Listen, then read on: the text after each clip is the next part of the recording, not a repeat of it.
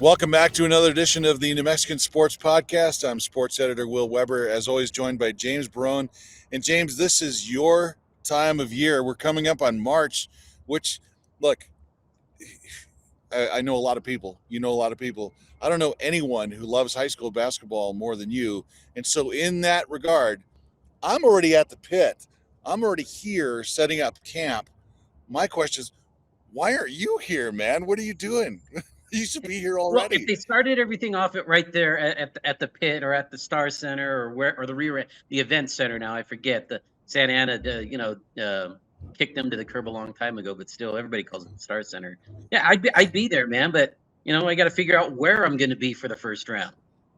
Yeah, well, it's the event center is where we'll be holed up for the most part. But The yeah, most the part, opening yeah. round, we're recording this on a Tuesday. The opening round for the state basketball tournament starts Friday with girls. Boys are on Saturday. It narrows down the field of 16 in each classification, 10 classifications in all, boys and girls. It narrows it down to 8, and that's when they move into the metro area, and that's when it gets really exciting. And to that end, the New Mexican, we have a newsletter that we have, which I didn't even know the name of until just now. It's called In the Huddle, and we usually update that thing weekly during the high school state basketball tournament. We're going to update that thing every single day, tell you exactly where the teams are, where they're going, who they're going to be playing, what you can look forward to, because we understand that the important thing for anyone who reads the New Mexican sports section is high school basketball. This is kind of like the Olympics, the World Series, and the Super Bowl wrapped into one. So look into our newsletter. You can find it at santafenewmexican.com/newsletters. It's called In the Huddle. And I'm going to make sure that James updates that thing every single day. That's your Oh, hell job from yeah. now on, James. I know. Yeah, you've abdicated your responsibility Yeah. for that. Thanks, I've man. done everything I can now. It's all you now. It's all your job. Thanks, man. But Appreciate it. so, anyone who watched the pairings last week, and I'm sure there are a lot of people who did, there were a couple different online broadcasts. One of them from ProView Networks included you. You're an in studio host or Yeah. a guest for that. You and I watched the brackets unfold. Not a lot of surprises. I think the one big thing, it was kind of sort of surprised to see Santa Fe High in the Class 5A bracket. We can talk about that. But is there any one huge takeaway you had from the 10 classes that came out? You really didn't look at the brackets, did you, dude? No, I wasn't even. Yeah, I was like, hey, gosh, I, I have kids. I have 4 dogs, and I have a lot of responsibility. I didn't even know it was a high school basketball tournament until you texted me. It's like, oh, so much for getting any sleep now. So Yeah. Oh, dude, no, the big news early was 3A boys. When the brackets came out, the shocking thing wasn't just that Indian School ended up on the same side of the bracket as St. Mike's. It's that Navajo Prep ended up there too. They both ended up going 4-5, which means they're going to see each other in the quarterfinals probably if they get past their first round matchups. Which means the winner of that game will most likely see St. Michael's in the semifinals. And I said it on ProView, and I'll say it again.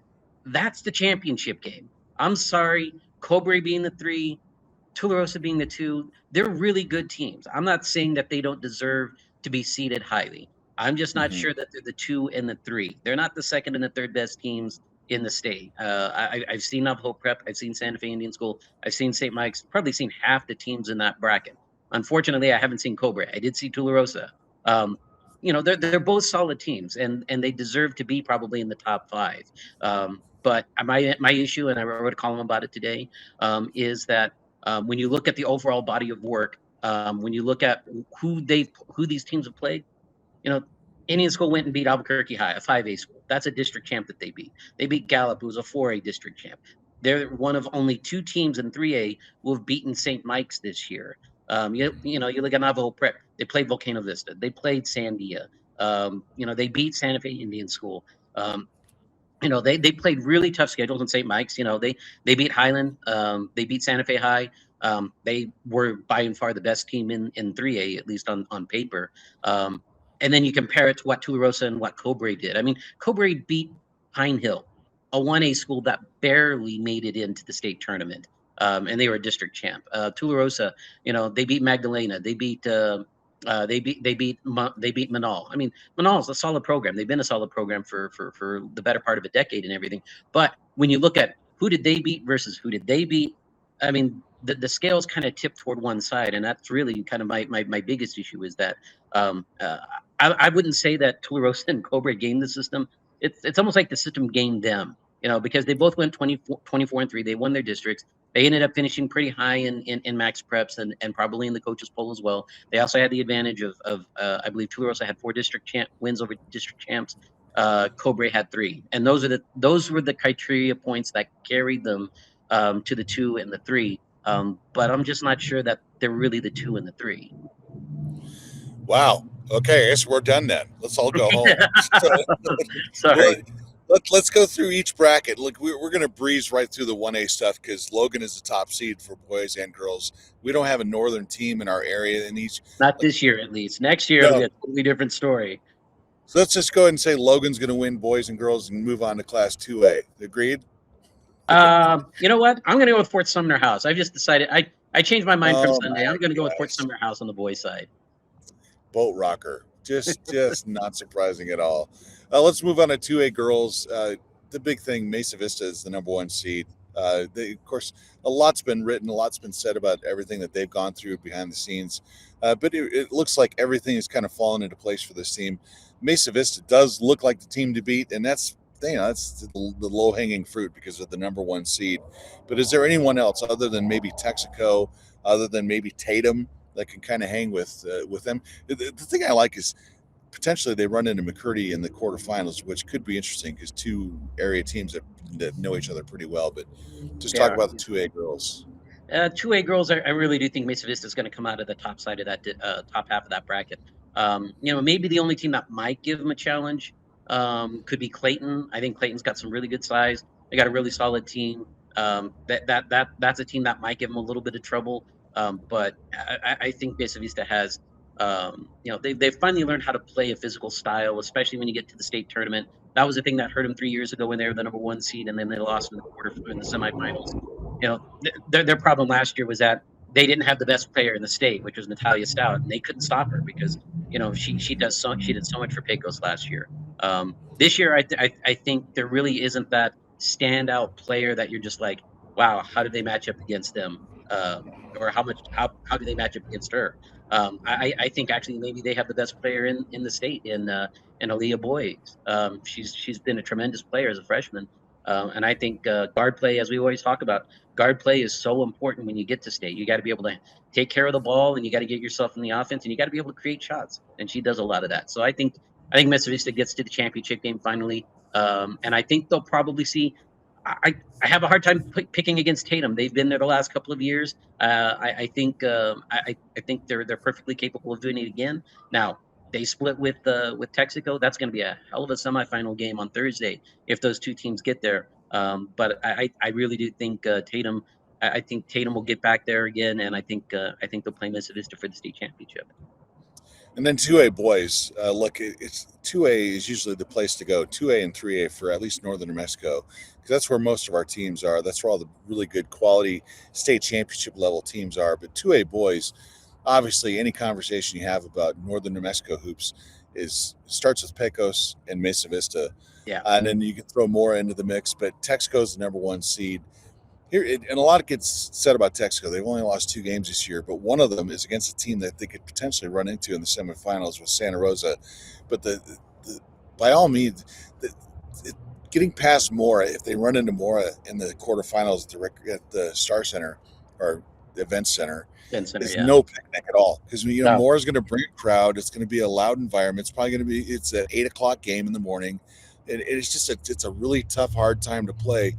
But Texaco by no means has an easy stretch going into the finals. But again, all eyes, at least from our perspective, is on Pecos and Mesa Vista, the 2-3 seeds coming out of the bottom half of that bracket. Yeah, the wild card that I'll throw out there, and this is going to be an intriguing quarterfinal matchup if it plays out this way. But if Escalante gets past them at all in the 7-10 matchup, playing up against Pecos, Escalante has kind of been my dark horse all year long. I've kind of felt like that's a team. I mean, they beat Mesa Vista at the NRGs when people weren't expecting it. They got hot from the 3-point line, and that was really the difference. But their size, and they've got some really good guards. They could give they could give Pecos trouble there at the event center. But my feeling is it'll be Mesa Vista Pecos and on one side of the bracket. It'll be Santa Rosa Texaco on the other. I said it on Sunday that as much as I love Mesa Vista, and it would be a great story, especially with senior Jordan Gallegos being able to bring home Mesa Vista's first state title since his dad Gary Gallegos did it back in 1997. That'd be a great way for him to end his career there at Mesa Vista. I'm just not sure they can beat Pecos. I go back to that first game of the year, and granted, first game of the year, you shouldn't take your first impressions or last impressions off of that. But Pecos had him beat; they were up 19, and they just let him. Mesa Vista pressed them, got back into that game, was able to beat him in the last 15 seconds. If it comes down to that again, I just think Pecos with that championship experience is just this is probably their. I wonder if this might be their last run. I mean, this is a really great group that they've got, but they get a little young next year, and this is like kind of their opportunity to kind of really cement an entire decade where they've pretty much dominated two-way. Got Pecos and Escalante, an 11:30 game at the event center would be fun to watch. It'd be a great environment right in the middle of the day. It'd be so much fun to see. But yeah, you're right. The 2A bracket is loaded. It's just kind of unfortunate. All of really northern New Mexico's best teams are on the bottom half of the bracket, so they kind of cannibalize each other. All right, let's move on. Let's move on to 3A. Like the girls' side, Navajo Prep. They're if they're not a dynasty already, they're kind of a budding dynasty for 3A. But you can't overlook the potential collision course they're on with Santa Fe Indian School. Santa Fe Indian School has done everything that they have to earn that number 2 seed, and it's hard to look at that bracket and think that anyone else could kind of nudge their way in there. Robertson maybe in the semifinals, but Robertson's Santa Fe Indian School potentially in the semifinals. You have St. Mike's, which is a lower seed. They're a 13. You have West Las Vegas, which is a 14. So it just looks like it's Navajo Prep and everyone else in 3A. I agree. I completely agree. And Navajo Prep, I believe, has won 22 in a row. They haven't lost since December. They're playing some really good ball. But at the same time, I'd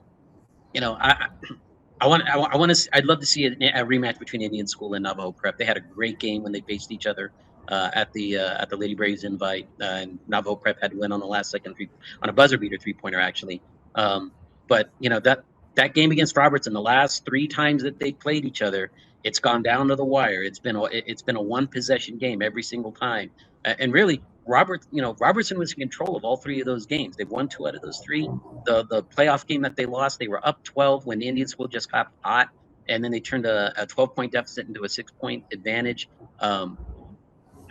That's the one thing that makes me hesitate about going with Indian School, just because that's kind of been the thorn in their side, and really it's been a thorn in their side for years. I mean, when you go back like 4 or 5 years ago, or even 7 or 8 years ago when they met in the state championship with Robertson won, it just seems like that's the team that always kind of gets in their way. And wouldn't you know it, here they are again.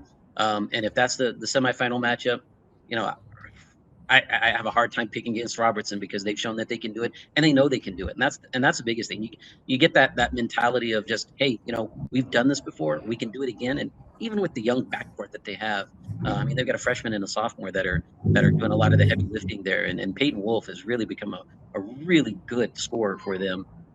That's going to be a hell of a matchup. But I kind of lean toward Robertson. I think we could see a Robertson Navajo Prep championship.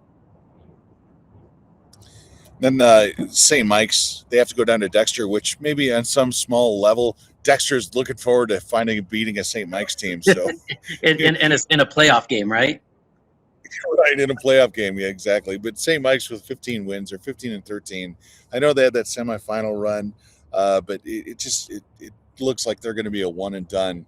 With all due respect to St. Mike's, it's just one of those years where that district remains kind of what it has been for the longest time. It's Robertson, it's Santa Fe Indian School, it's top heavy, and it's everyone else against Navajo Prep. So kind of when you look at the 3A girls, it's kind of anticlimactic, where the boys, you can almost make the same argument for the boys, because St. Mike's is so much better than everyone else. But you and I both went to watch the District 2 3A championship game over the weekend, and that was one of the best games I've seen in a while. Of course, it came down to just a horrible play right at the end, just kind of a mental mistake by the Indian School. But the thing is, win or lose, the Indian School was going to be seated where they are. St. Mike's was going to be the number one all along. But it does look like St. Mike's, there's a certain level of vulnerability against teams from their own district. They did lose to Robertson. They were shorthanded. And the Indian School just seemed to, when they play their game, they're capable of pushing the Horsemen. So Yeah. it just makes you wonder, like, who out there in 3A is probably the team that could push St. Mike's. Well, as great as St. Mike's has played at times, I think this is a team that's it's vulnerable. I mean, I think they've shown it. I mean, you were there when Bosque played him in the Horseman shootout, and Yeah. they were up 8, in the third quarter, and then they fell apart. And obviously, I think the biggest issue there is just when St. Mike's turns on its defense. Boy, I mean, they cover the entire court. Yeah. They make it hard for you to get the shots that you want, and every shot almost seems to be contested. And that was the problem that Indian School had Saturday. Was they went through a 2.5 quarter stretch, they just couldn't hit anything. And it was only their defense and the fact that St. Michael's couldn't take care of the ball that kept them in that game. And I think it's going to be much the same way when we get to the pit on Friday. If Yeah. it is Indian School and St. Mike's, I mean, I'm not going to say it is, because that Navajo prep team is really good. But again, at the same time, Indian School, they had them beat. Pretty much they were up 7 with about 2.5 minutes left. Didn't score the rest of the game, and that was pretty much the difference. In that contest, and that's how Navajo Prep was able to pull it out. I'm not going to say it's going to happen again like that, but that's a tough matchup. And Navajo Prep is a lot like Santa Fe Indian School, except maybe they got a little bit more size, and they might match up a little bit better with St. Michael's. But again, they've got a really good point guard in Lansing.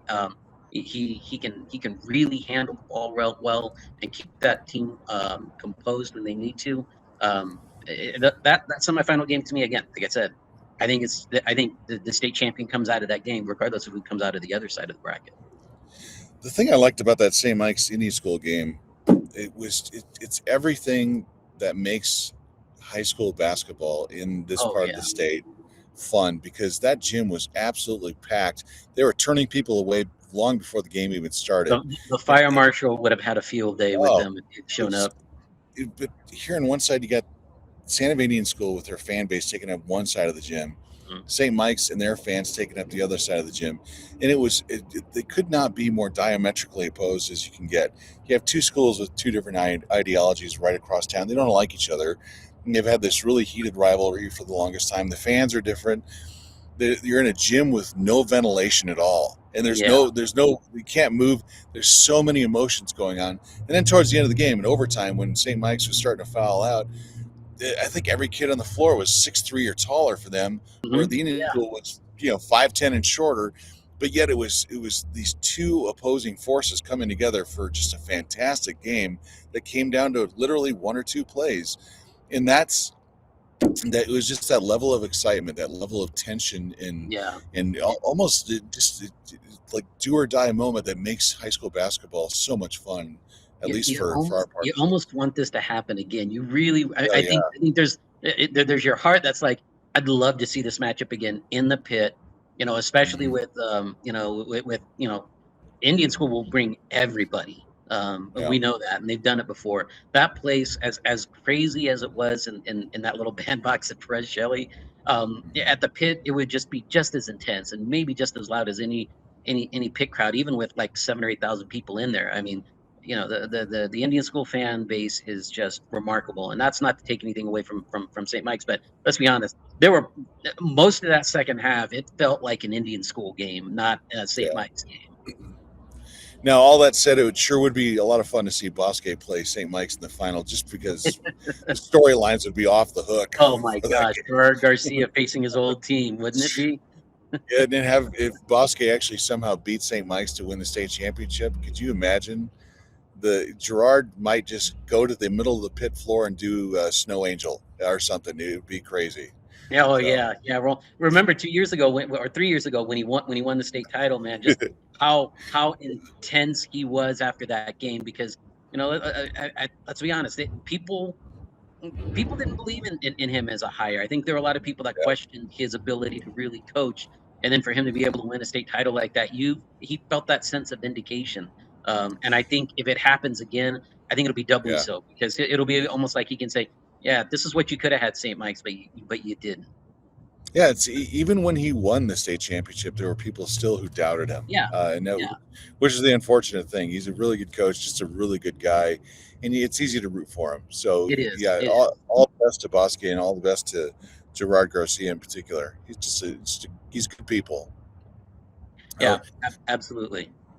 And let's move on to 4A. And 4A is one of those brackets too. The girls' side it's just unbelievably top heavy. With Kirtland Central is just a monster machine. Now, Kirtland Central might actually be the best team in the state.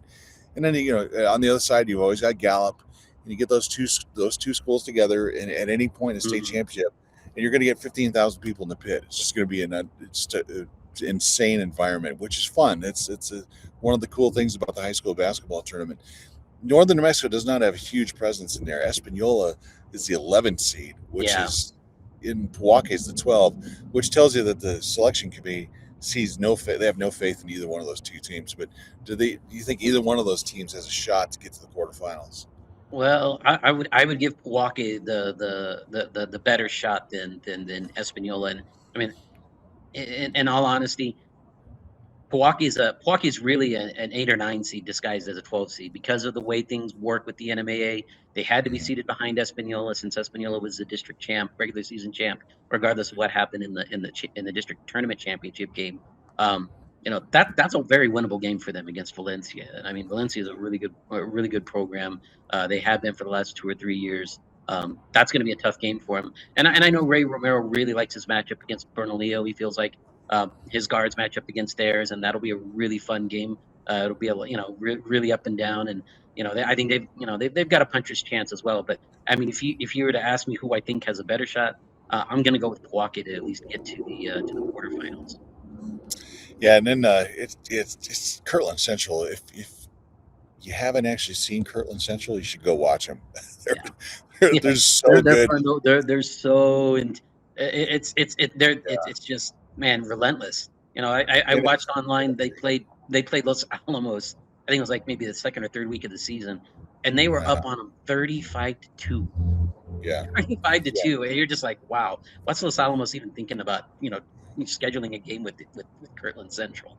Yeah, and it's like that year after year. There is what Artesia is to football, Kirtland Central is to girls basketball.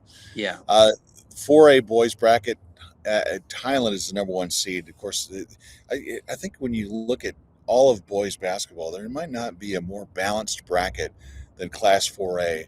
And the one thing I thought Taos was a little lower seed. I thought Taos was maybe top three, maybe four seed. They got the five. They match up with St. Pius, which is not it's not an easy matchup in the first round, but it's unfavorable in a lot of ways because now you're matched up with Del Norte in the quarterfinals. They have a very very hard path to the championship, and then Pewaukee snuck in there too. Pewaukee's at 14. They have to go down to Albuquerque to play Hope, and again, it's one of these brackets. Doesn't have a huge northern New Mexico presence, but Taos does seem to have a puncher's chance. yeah, I think so. I think they got a shot at getting to the semifinals, but that's going to be a tough matchup between them and Del Norte. I think they both match up pretty well. They both got some size. Del Norte's got some really good guards. Taos has some solid guards too. It'll really come down to whose big man can really establish himself. And Malachi Eli. I mean, that guy's been a double machine for most of the year. So Yeah, it gives him a shot. But really, I honestly think it'll come down to Highland and Artesia. It'll be a rematch, and I like Artesia. I saw him against Hope Christian. Watched the championship game of the Hope tournament there, and they just dominated Hope. I mean, they're just with that size. I mean, they're a 5A school size. There isn't a kid that isn't below 6'2" on that starting lineup.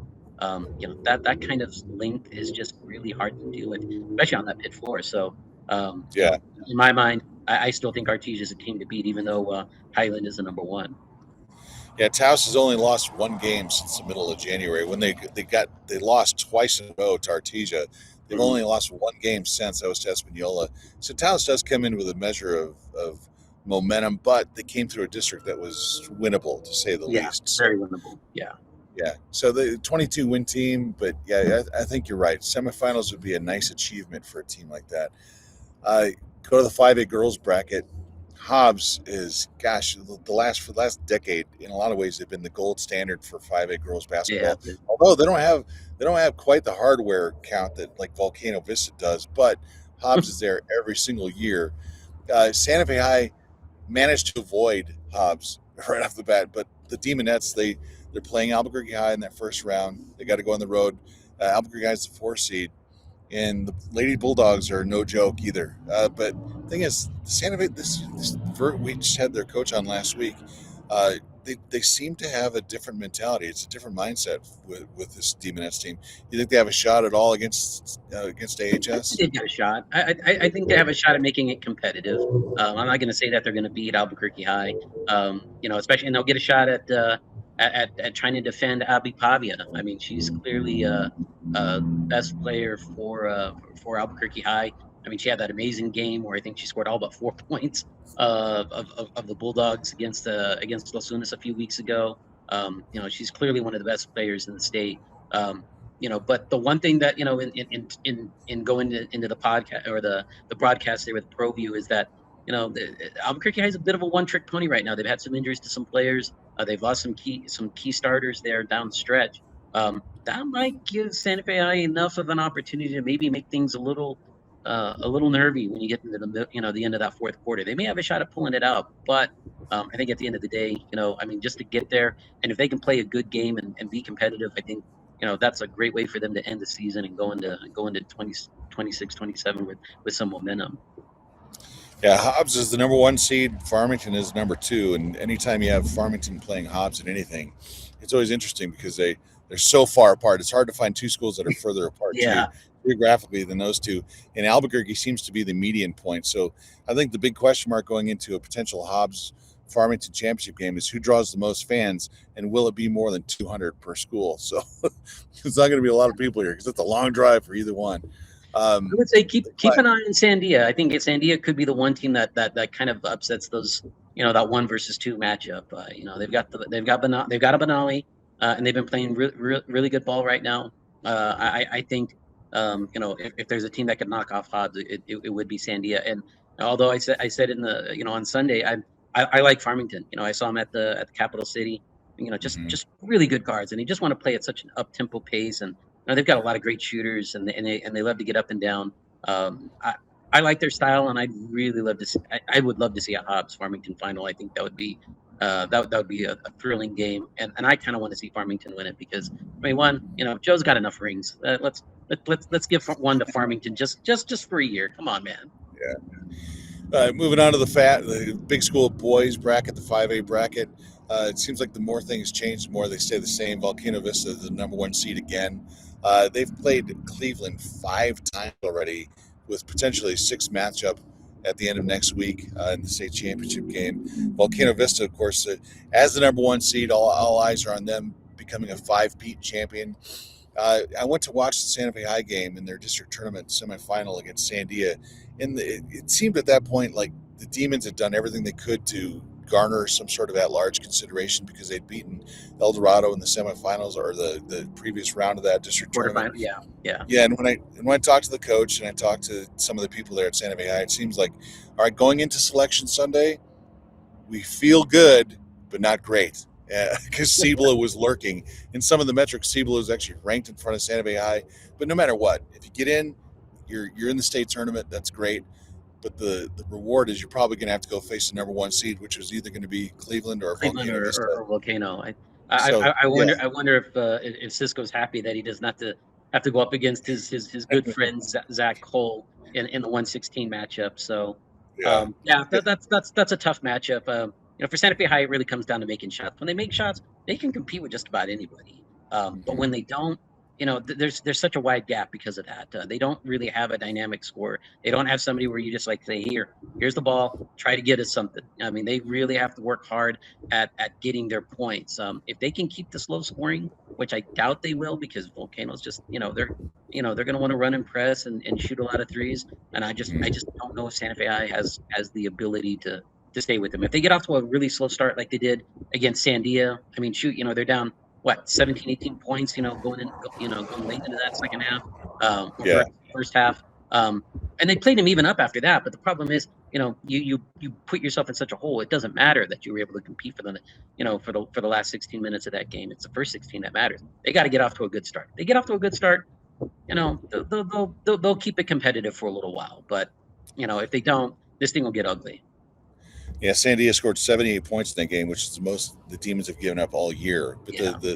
the sign that things were not going well is when San Diego had 42 at halftime. Santa Fe High usually doesn't give up more than the mid 50s. And you're thinking, even if San Diego didn't score in the second half, this one's going to be gonna a have a tough hard one. time. Yeah, it's going to be hard to climb out of that one because I'm pretty sure San Diego is going to score a few points in the second half. But the Demons got in. It's been kind of this tumultuous, up and down, rocky season where you're not really.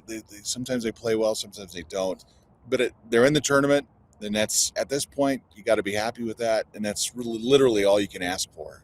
So yeah, for sure. I think Cisco and his coaching staff and those players did a heck of a job. They battled through some injuries there, especially middle of the year, that kind of sapped some of the momentum that they had from the really good start that they had. For them to get this, I mean, this is really the kind of the golden age of Santa Fe High basketball. 10 straight years they've made it to the state tournament. So that's quite the accomplishment, and something that you kind of have to tip your hat at them for. Because even as much as people love, as much as Santa Fe High community loved basketball, they really didn't have that great of a history. I mean, especially since Lenny Roybal left in the late 70s. You had those moments there with, Bobby Rodriguez in the late 80s and early 90s. Lenny came back and led that team in 06 to the semifinals, but they really hadn't had, sustained success. And this is the best stretch of basketball that this school has ever had. I hope the fan base appreciates that. Yeah, well, some will, some won't. Because we both from Santa Fe, we know how intense the glare can be from high school basketball. But the tournament does start on Friday with all the girls' games. Then Saturday is the boys' games. Going to be James and I will be all over it. Again, you can go into our newsletter, which is going to be updating daily starting later this week. Just talking about all the matchups, everything that's going on, where you should go, who you should be watching. You go to the Santa Fe New Mexican website, go to /newsletters. Our newsletter is called In the Huddle. Subscribe to it. I promise you, James he'll keep you tuned in. It's like a must-watch Netflix documentary. You're gonna have to check it out. We do have some other basketball stuff going on. We're in the final week of the college basketball regular season. The reason I'm at the pit today is it's senior night for the Lobos on Wednesday. There are 6 guys who could be seniors, maybe they're not. There's a lot of gray area. 4 of the 6 guys could potentially come back, including Tomislav Buljan, who is the only freshman to be considered a senior on senior night, because you're just not sure if this guy's any eligibility left. And I even asked Eric Olin, the head coach, how would you classify him? Would it be graduate, senior, a freshman? He's like, yeah, all of those. So not even the coaches have any idea. Well, way to give him an out, man. Way to give him options. Yeah. The 23-year-old Croatian man-child is either a freshman or a graduate. You just don't know. He might be 50. The NCAA.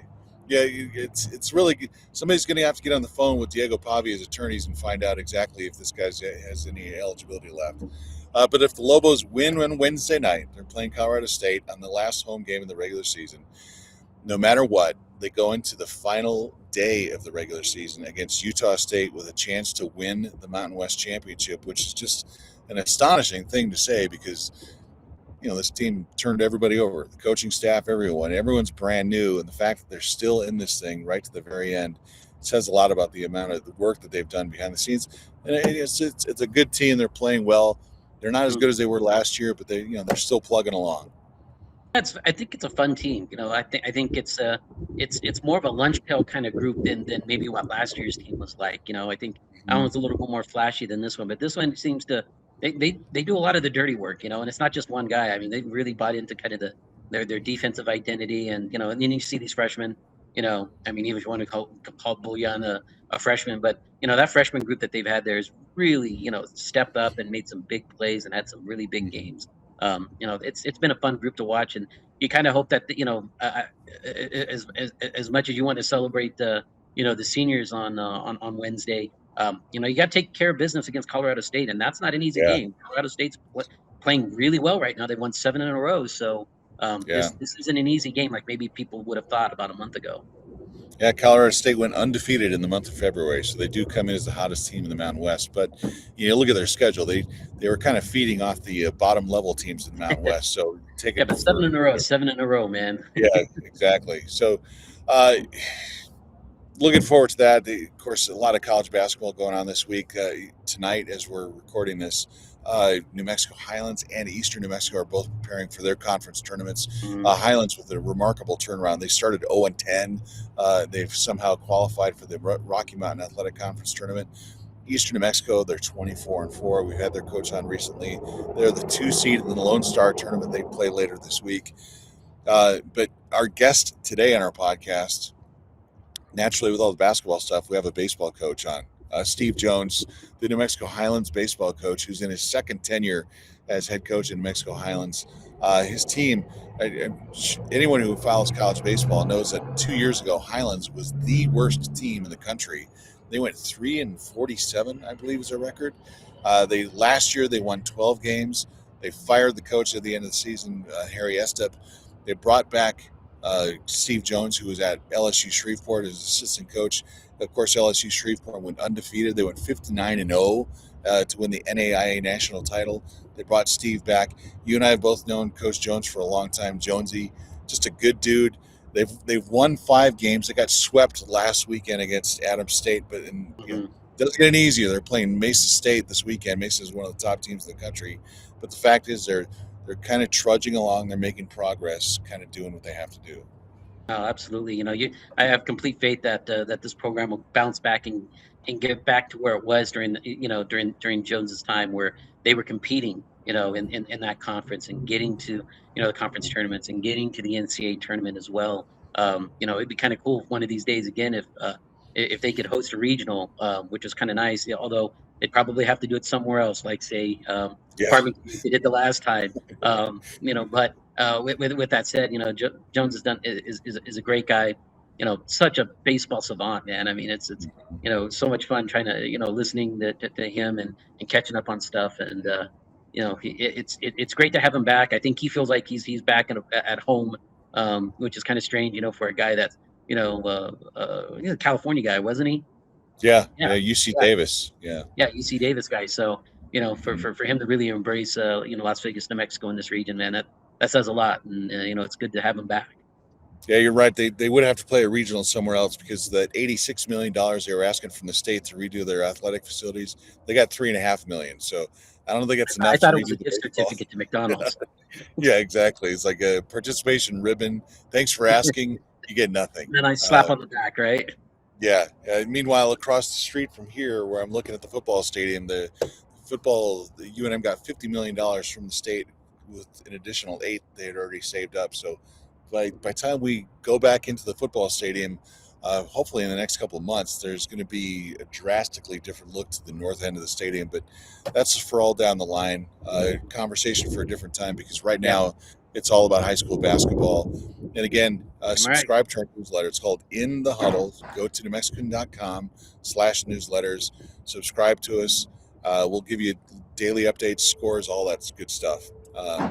Who knows? Maybe even James will write an additional thing on Twitter. Or I'm sorry, X. Whatever. Twitter, X. I call it Twitter. Yeah. Everybody still calls it Twitter. Stupid branding. Yeah. So Friday, state basketball tournament starts. We'll have some stories leading into the tournament. And as always, thanks for tuning in and enjoy our interview with Steve Jones, New Mexico Highlands baseball coach.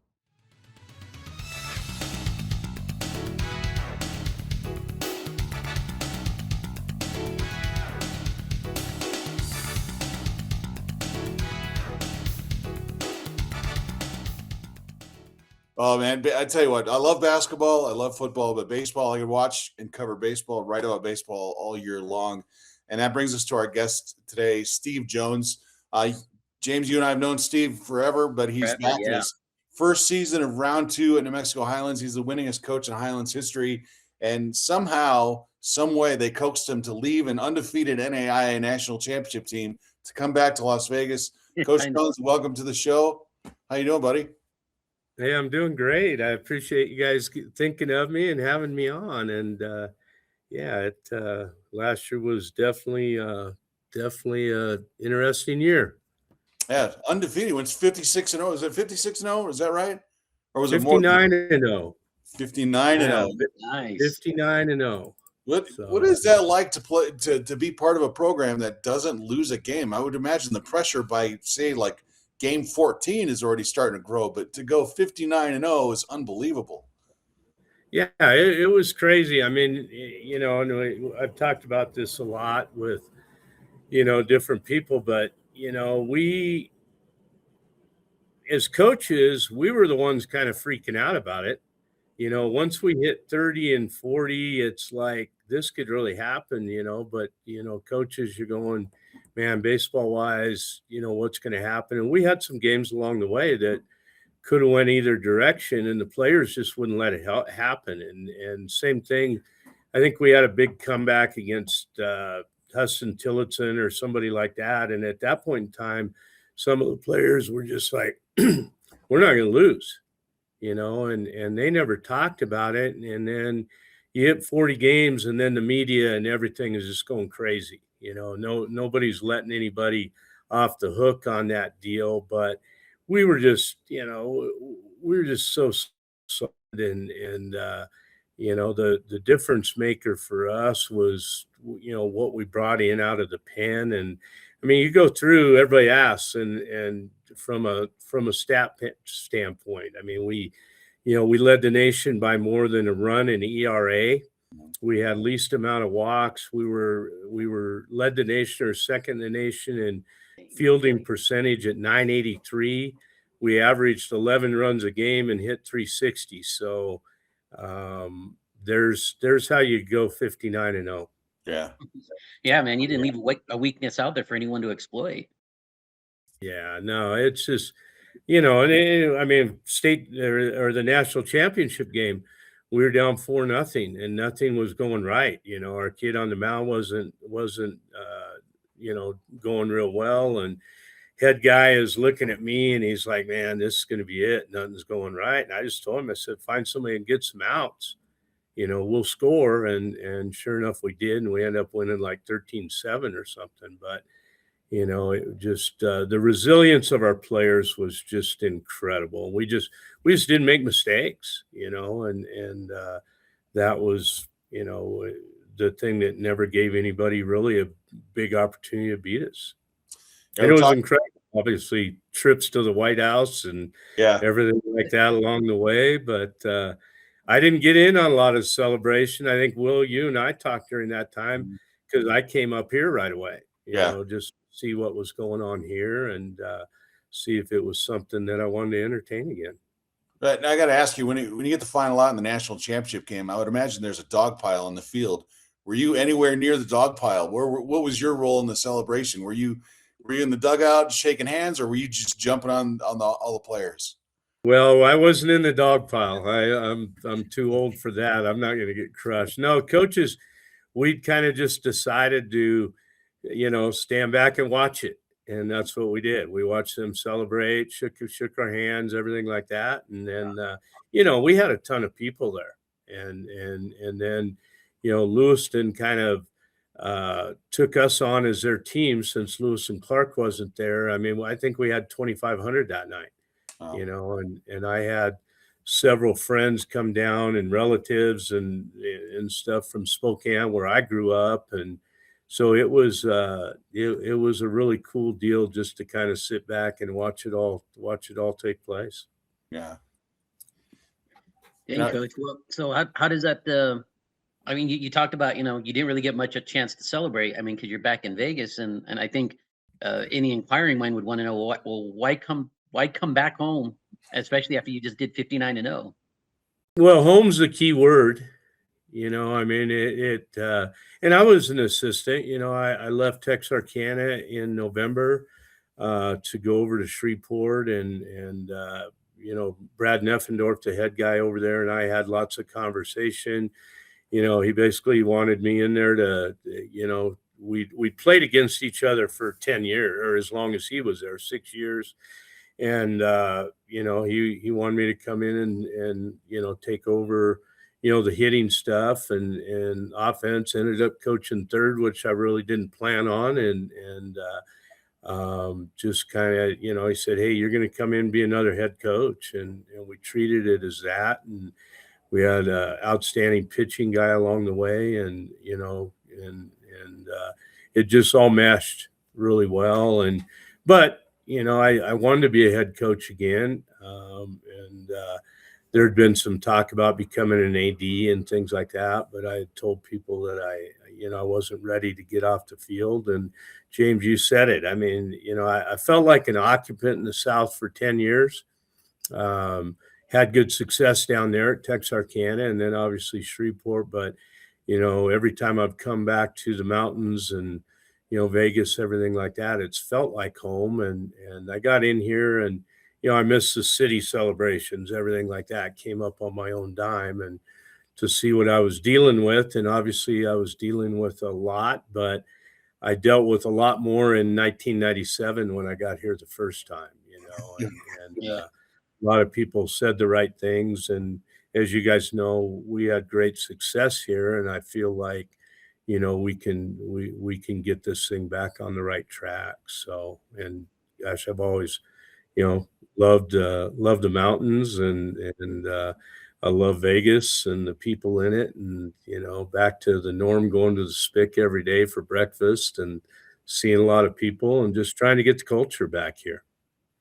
I did notice that LSU Shreveport has gone straight to hell since you left. They lost 2 games already. Their winning streak snapped. They started 6-0. They lost their first game 14-2. See, they can't win. They need you down there. But right, I think trust me, there was a lot of conversation, at the White House and things like that about getting back there and stuff. But more just conversation. But can you imagine the pressure that 28 new players in that program had, going in and now like they just crushed Xavier out of New Orleans this weekend. They went 3 games, didn't give up a run. And so that, I think losing a couple took a lot of pressure off those guys, and they have to find their own identity, and they're going to be just fine. And you can sure win a national championship, losing 2 games. So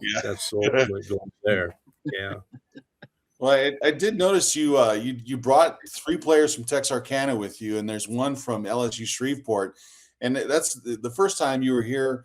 You recruited the Bay Area, the California area so well because you had your roots out there. Is that kind of the idea? Is just to bring as many quality players as you can, and then just hit the spots you're really familiar with when it comes to recruiting? Yeah, I mean that's what it'll come down to. We were in a rush to get guys, so we were able to get a few players. Texarkana guys I was familiar with, and they were kids that kind of got lost in the shuffle when I left, that I knew were good players and weren't happy where they were at.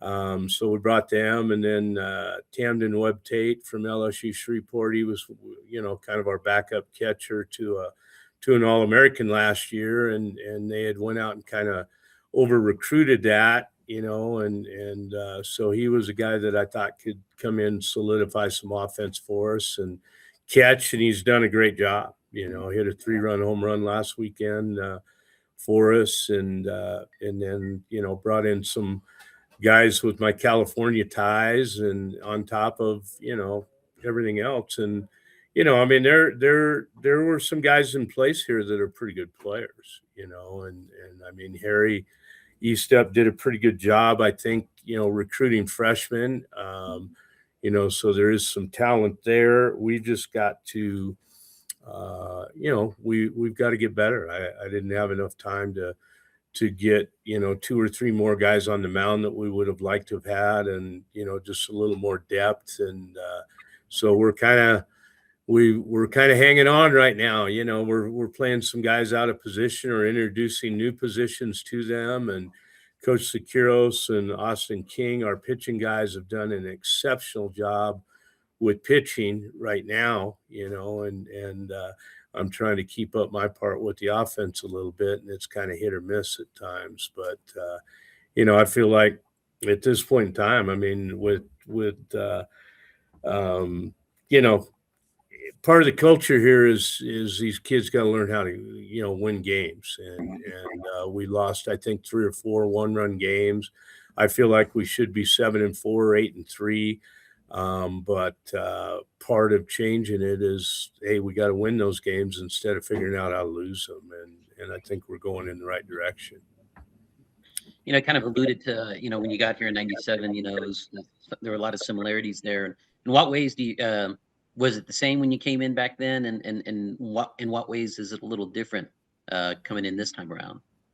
Well, I think at that point in time, I mean, Highland, they were on the verge of dropping baseball. At that point in time, and the field was absolutely horrible. I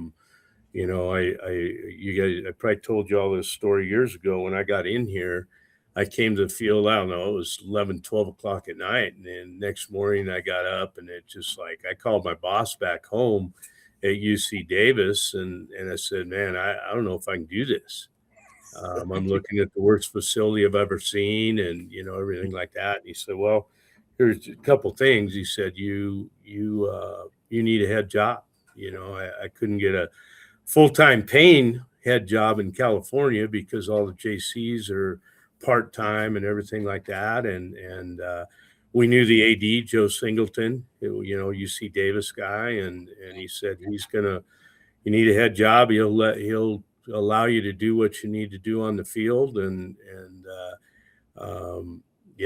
so on and so forth. And so obviously I did it. I mean, shoot, we're in the playoffs first year, and we won the conference in year 3 and almost went to World Series in year 4. So the task isn't as daunting this time. We built this complex. It just needs to, it needs to be upgraded. We had no clubhouse, nothing like that. And I spent the summer working on the outfield and got it, looking, I think, probably better than it has in, 7-8 years, and there were some issues. There's still some issues, but I think we got it going in the right direction. If we get some things done with the turf and things like that, our facility would be just fine. Yeah, the most recent history of Highlands, gosh, 2 years ago they won 3 games, maybe the worst college baseball team in the country. Just a horrible time for Vegas because there was that fire. I know the coach had some issues. And then last year they won 12 games. They made some improvements. But you're walking into a situation. I remember the first time you and I talked when you came back, is you looked at the field. You're like, this is the same turf that was here when I was here. They literally hadn't touched the field since you left. So at least they left something for you that made you feel familiar there. Didn't it? It was the same turf you laid out 14 years ago, whatever it was.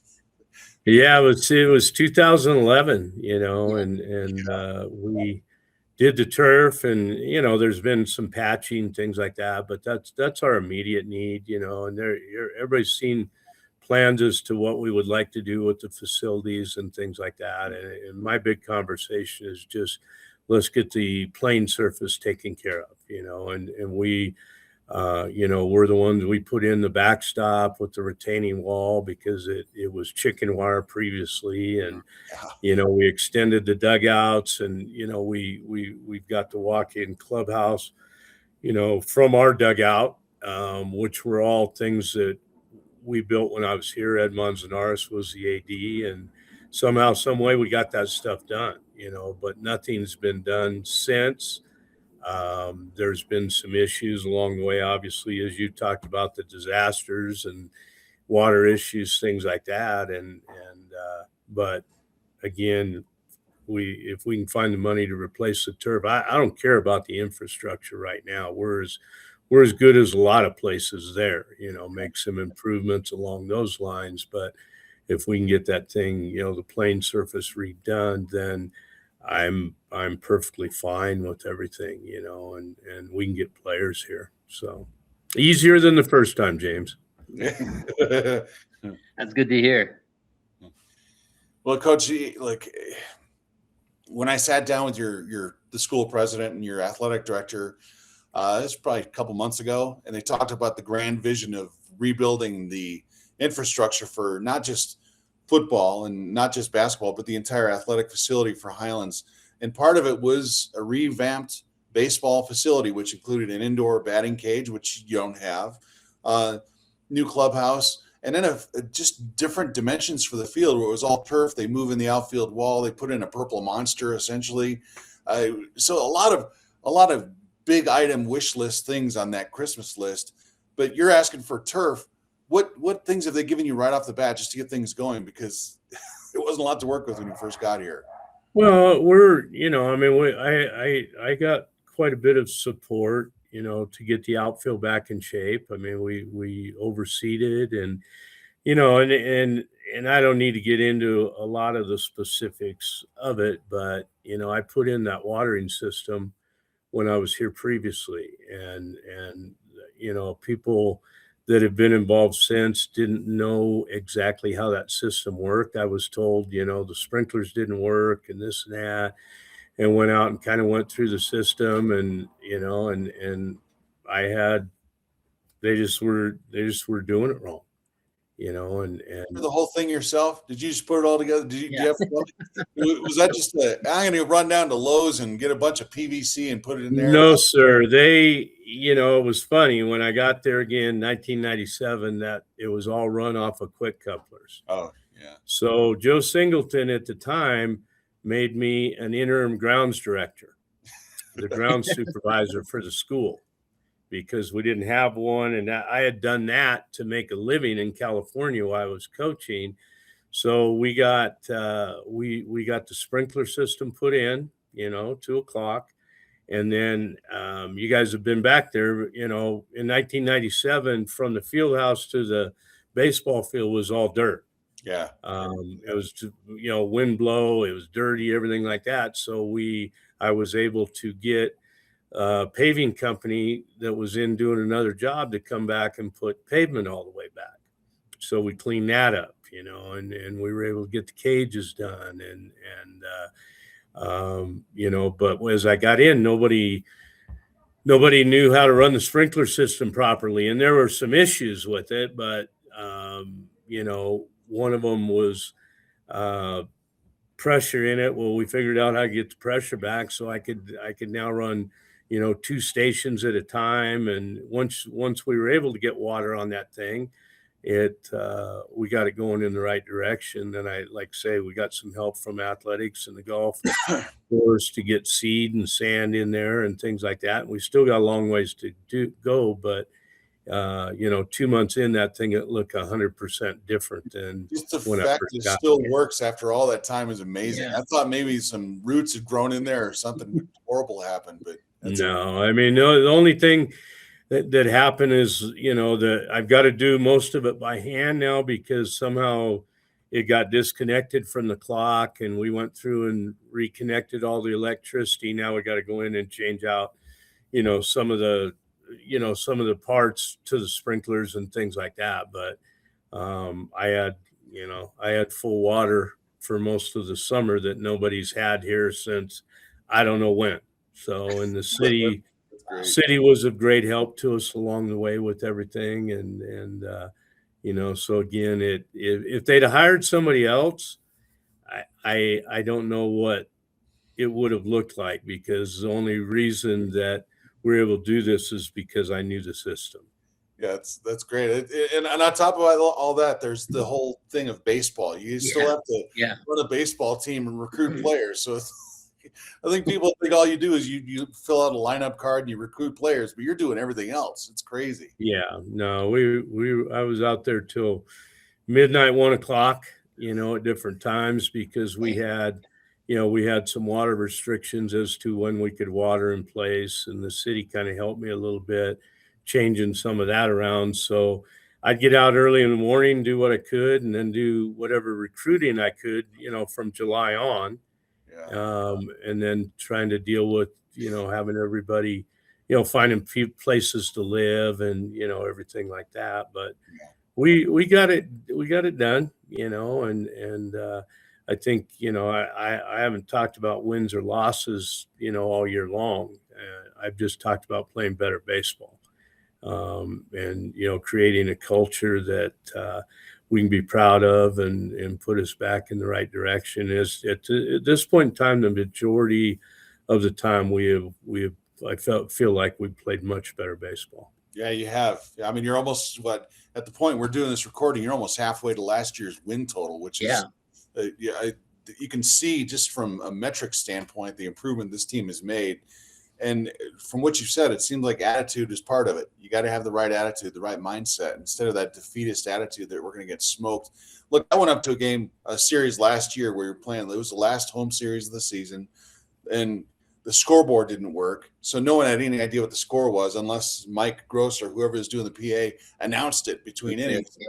It was just little things like that. It's just the little tiny things that make a big difference. And I would imagine if you go up there now, just the feeling, the attitude is just quite a bit different. So, congrats to you for turning those things around too. Yeah, and I think that's, it's all part of it. And of course and I'm not bashing anybody along the way, because sometimes you got to deal with the cards you're dealt. You know what I mean? And all I know is that you guys know me, and I don't take no for an answer. I try to find out. If somebody tells me no, try to find out a different way to do it. Obviously I'm up in age and I can't do, all the things that I used to do, as long as I used to do or whatever. But what, I can put a field together, and I know how to, I know how to teach the game. I've got great support. Coach Securos played for me, and he knows how we run things. And I got a coach, a longtime friend that came up from Texarkana with me that's helping, and the players have embraced, the change. I mean, it's harder for them. It's completely different. They're held very accountable, but I think they've really embraced that. And we're just still in right now trying to find the right combination that's going to allow us to get going in conference, but we do have a scoreboard, and we've got a lot of different things that we sprinklers work. It's great. That's true. Yeah. Well, look, one last thing before we let you go, Coach, is I did notice one name on your staff there, a guy that James and I know pretty well, Leroy Gonzalez. Coach Gonzalez, of course, recently let go by Robertson High School, a guy that he and I both really like. We both respect. Yeah. How'd you get Leroy to join your staff? Well, in the old days, Leroy, when because he wasn't coaching baseball when he first got to Robertson, and so we used to take him to the conference tournament with us. He was my Don Zimmer. He was my bench guy, and him and Jim Bob Marshall come up or whatever. But Leroy's a baseball guy, and he's just a good coach, and the challenges that he's had physically, and then everything like that, and then whatever happened at Robertson, we started talking, hey, man, I want you around as much as you can be around. And it's a little bit limited, because of his health at this point in time, but he comes out to practice, comes out to games. He doesn't travel with us right now, but, he played here, and he was a good player here. And he's able to help out in whatever, right now he's helping with our catchers, and helps a little bit with the hitting, and it gives Leroy purpose too, and we've been friends for a long time, and he's familiar with how I do things. And that's, part of our success along the way has been hiring people that are familiar with, with how we want to do things and approach things. Yeah.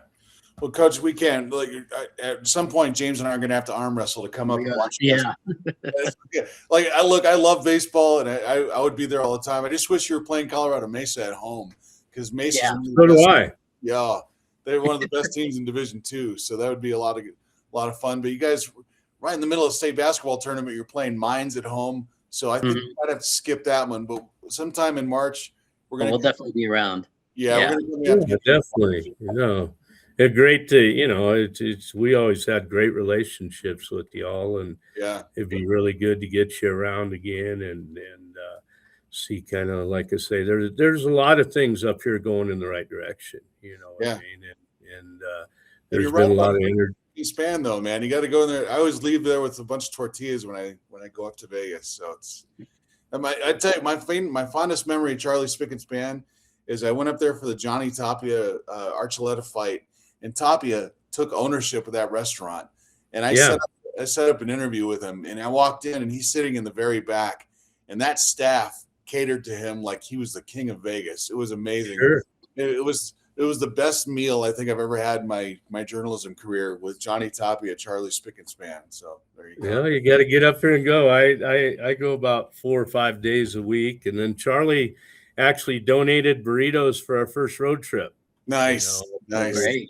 Over to Northwestern. And again, it's relationships that are part of why I came back. I know a lot of people here, and Charlie hadn't been super involved since I left, but went in and renewed that relationship. And so we got a lot of things going on. People are excited, and I don't want to be Bill Belichick. It's everybody had these great expectations, but we're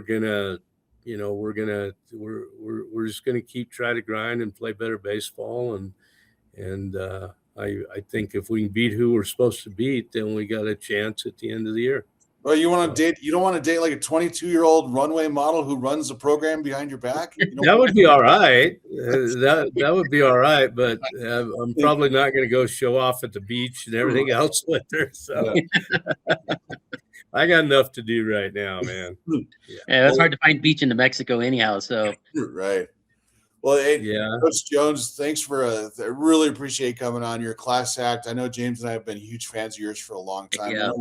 We're not supposed to say that as journalists, but we've always had a soft spot for Highlands baseball, and I've always kept one eye on your program, even when you were gone. And so it's always good to see you come back. I know things are turning around, and before long, we're going to see this team in contention in the RMAC, a very good baseball conference in Division II. And it's just fun. Hopefully you get everything you want and everything you need for that program.